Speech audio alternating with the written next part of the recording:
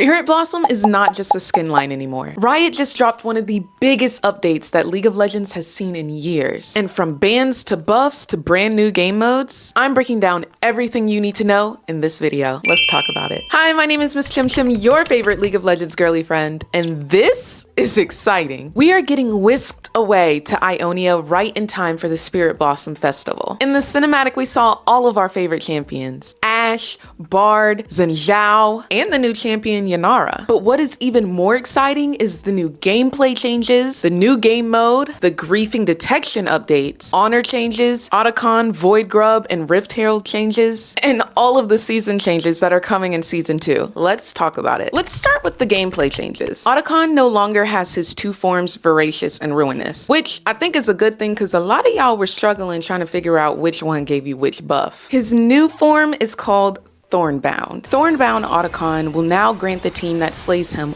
all of the bloody roses that were unclaimed on the map. The bloody petals for that team will then be purified into spirit petals, which will give you 25% increased effects. This represents his purge of influence from the map completely. We'll get more into the cosmetic changes of Summoner's Rift in a moment, but the team that slays him will also receive a buff called Spirit Purification. This new buff means for the rest of the game, upon takedown, that team that slayed Atakhan will now slow and damage other enemies and grant their entire team an additional spirit petal. The League of Legends devs said it was a little bit difficult trying to balance Voracious Atakhan, the Atakhan that gave you the mini auction buff, to a point where it felt both fair but still rewarding to receive. And it was also getting a little bit difficult to have an equal balance of Voracious and Ruinous in pro play. So they saw that making Thornbound Atakhan not only fit the narrative of Spirit Blossom, but also solves a lot of the balancing problems. All right, let's talk about Voidgrubs. In hopes of slowing down the pace of objectives in the game, so now you can focus on early game laning phase, Voidgrubs will now only be spawning one time per game. They will also spawn later in the match. You will now only be able to earn one Void Might to attack those towers by slaying the entire camp of 3 Voidgrubs. So only one set of 3, you gotta slay all 3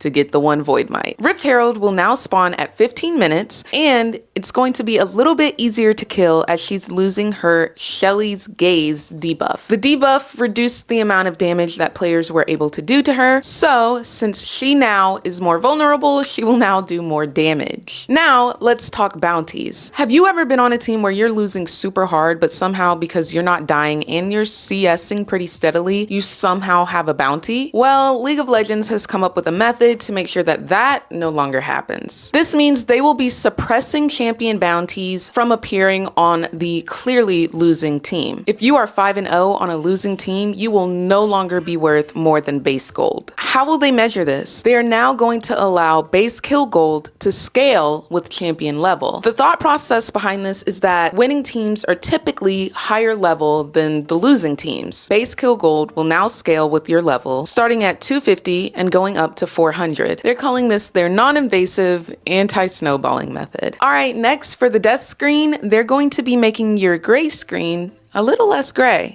They're literally putting more color back into the death screen, and you're now gonna have a spectator mode UI. You'll have a mini spectate button where you can click on your fellow teammates and watch their point of view. This means that the Eternal's Death UI will now be replaced by the spectator mode. All right, let's get into the changes for champion select. Smite will no longer be accessible if you do not have the jungler role in champion select. With that being said, you can now swap roles in champion select, very similarly to how you can swap pick order. I think this is great because you'll no longer get those Smite support nunus who just run around the map and steal your jungler's camps and go crazy. God bless. This will also prevent players who were autofilled into jungle from last game. They won't forget to change their summoner spell back to heal, ghost, barrier, exhaust. Guilty. Support players will now automatically be given the World Atlas item once we spawn into the game. This will also help fine-tune the whole lane swap detection. League of Legends is typically very supportive of innovative metas and builds and different types of setups, but there have been several that League of Legends has determined as unhealthy for the game. Y'all remember the funneling strat with Taric and Master Yi, where Master Yi would do his jungle camps and then go farm the top lane frozen second wave. And then y'all remember the double support item meta where Jannas and Sorakas were going top lane. Well, now there's lane swaps and the League of Legends devs are not kind towards it. Using role binding and champion select, this new system will be able to pinpoint exactly who the support is. It will then give them the World Atlas item automatically, and then it will detect if the World Atlas item is in mid or top from 1 minute and 15 seconds to 3 minutes. It will look for the World Atlas item up until 2 minutes and 15 seconds for mid lane, but up until 3 minutes for top lane. The punishment for if the World Atlas item is detected means that the support will no longer get to cash in their stacks, and the support will not receive any XP or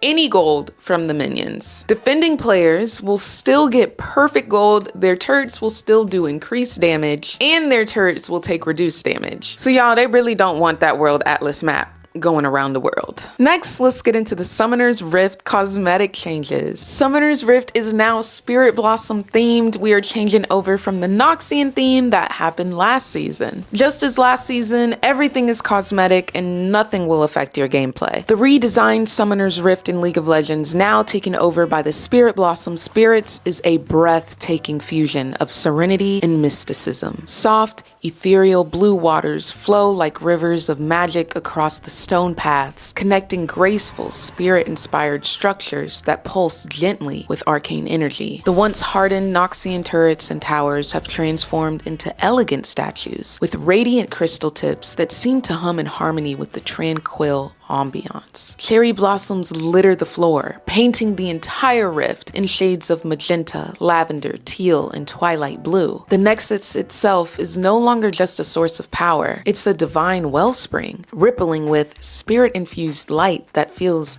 as much like a prayer as it does a warning. Tucked within the dreamlike sanctuary lies the fountain and shop, lovingly crafted to resemble a peaceful forest market. Beneath a curved sapphire roof and beside a gentle stream, this merchant waits patiently at a stall overflowing with steaming dumplings, enchanted trinkets, and woven lanterns. A fox-shaped statue watches over the area with silent reverence while the calming sounds of a stream flowing heals what was once wounded.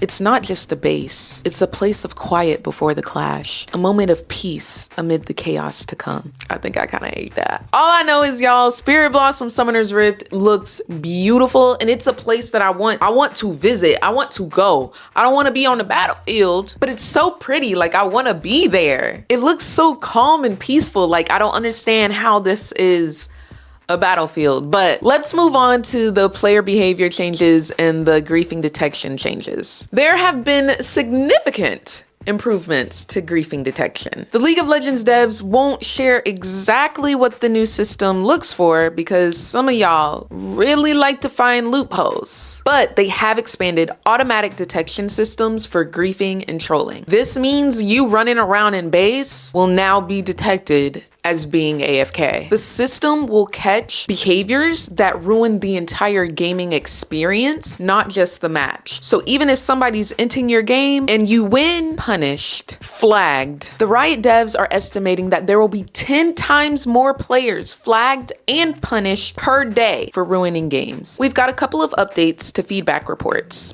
We will now see the name of the offender that is being punished. I did ask the Riot devs, do they ever plan on allowing us to see the full punishment of the players who got flagged or banned? And they said that there's a fine line between like overstepping privacy and making sure that they reward the positive feedback loop of us being able to see as much information as possible. So I don't think we'll ever see the punishment, but we are going to be able to see exactly who got punished. We have a couple of changes to Honor as well, as Honor will no longer reset after each season. New players will start at Honor level 3, which Riot devs have noticed has been like the average amount of honor for a player. As you know, the rewards for Honor are 2 hex tech chests per act. However, they are always looking for ways to expand the rewards for honorable players. Currently, we have extra pings, extra communication privileges, social recognition like the Honor back, and skins. But as I previously mentioned, Riot Games is always looking for other ways to provide more honor rewards for honorable players. rewards. If you guys have any suggestion for honor rewards, they're always asking for them, so make sure you leave them in the comments. What type of honor rewards would you like to see? In terms of LP refunds, Riot Games has refunded over 700,000 LP to over 30,000 players and has banned approximately 24,000 accounts. But this does not mean that their work is done. So please make sure you are always reporting those enters, griefers, cheaters, and let's talk about the smurfers or the boosters.